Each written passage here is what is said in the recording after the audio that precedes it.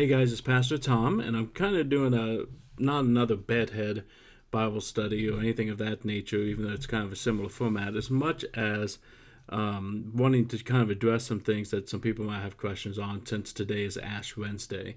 Almost every year I get asked questions about what Ash Wednesday is, what Lent is, how fasting works, and those type of things as we prepare ourselves for what's to come. So this is just going to be a short video. If you've not had a lot of experience with Lent and have some questions, if you don't and you have that experience, then that's fine. Maybe another video might stand out to you. But I just want to talk to you a little bit about Lent and my track with Lent and how that works.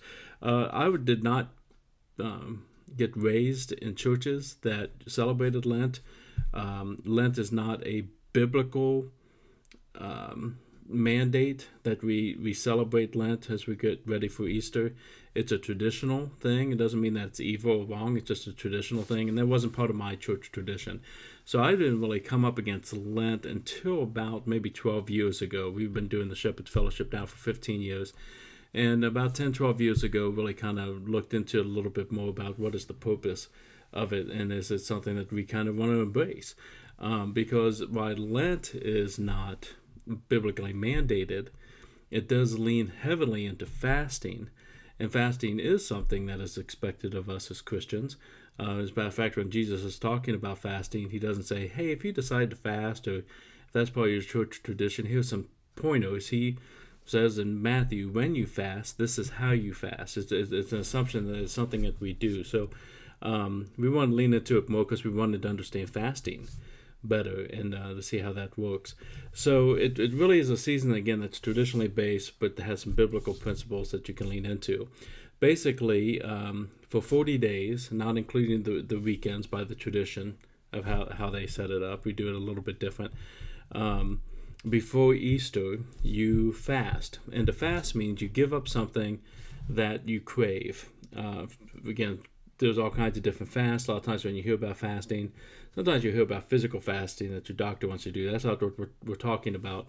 It's not for physical purposes. It's you giving up something as a sacrifice to God, so that when you feel that craving for that thing, it reminds you throughout the day to, instead of partaking of it, that you spend some extra time in the Word, you spend some extra time in prayer, you spend some extra time talking to God about things and seeking things through His perspective and His promises. You spend some extra time in fellowship with other Christian believers, so that you're drawing closer to God during that season for some particular reason. So sometimes there's a food. We've seen that. Again, that might be a 1 day, 3 day. You can fast anytime you want, but for Lent fast, sometimes a particular type of food. It's might be social media. It might be TV. It could be any number of things that you crave, that you sacrifice to God. Basically saying to Him that during the season, you're so important. I want to sacrifice to you, and replacing that by spending time with Him.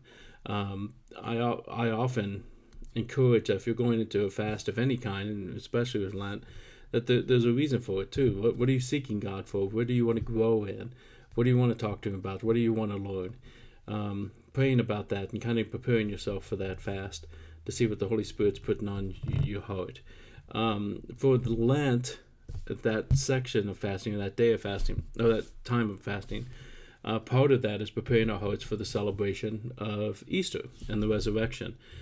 Spending some time looking at sin, spending some time remembering what it was like before you had a life with Jesus, spending time learning about just how beautiful it is that God gives you grace and mercy, and what difference that means in your life. A lot of those principles come into our time of preparation, and I just remember especially my first year that I did this, just how much more Easter meant to me. For I think more people are familiar with Advent for Christmas, getting yourself prepared for the celebration. Lent is this very similar type motive and very similar type way of doing things. So from Ash Wednesday to Lent, you would give up that thing, you crave, you lean more into Jesus, and let Him speak to your heart and grow in it. With traditional Lent, and I have done this version before, I think it's on the weekends or on Sunday. It depends on how they do it. Because again, Sabbath traditionally is Saturday, but I think it's on the weekends. You're allowed to partake of that thing that you gave up as like a mini celebration of the resurrection. That you have these little mini celebrations as you are leaning into and heading towards Easter. I remember when I first started, I thought that was a little bit of a cop out. And then about 3 or 4 years in, I tried it, and it did. It had added once again to the celebrations and that Thanksgiving and that worship through it. So you kind of seek the Spirit on those things if it's something that you're going to partake in, because that's really, again, since it's not dictated, you do have some room to move there and to follow through. So all of this starts with Ash Wednesday. That's what today is when I'm recording this on March 6th of 2019, which is a time of confession, a time of humility, a time of drawing into God, and then it also kicks off Lent and that time of fasting. So that's kind of the general gist of things if you're looking at Lent. I just want to reiterate again, that Lent itself is a tradition that you can or cannot take part in, but as the Spirit leads. Fasting is something that is expected in our life, and it is a good way to kind of prepare yourself for the Easter season. I've come across some that for some reason just are quite frankly venomous towards Lent, because it's not in the Bible. They definitely have that to seek out between them and God. I don't see as something as venomous, especially when we're talking about the fasting aspect of it. So if you want to get a little daring, if you want to get a little crazy, maybe try Lent this year. See what difference it brings to your Holy Week. Do some confession today. Lean into God. Get some extra time in by giving up something for Him to be able to replace it with time in His Word and digging in. But here's the last thing I'll share with you, because I see a lot of people make this mistake. Don't give up something that's easy. You should feel it. Don't give up something that you're like, well, I was thinking about losing some weight anyway, so I'll just give up candy.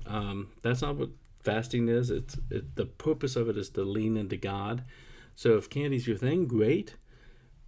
But your motive should be leaning God. It has nothing to do with weight loss or having more time to do other things, because you're not watching so much Netflix, that type of thing.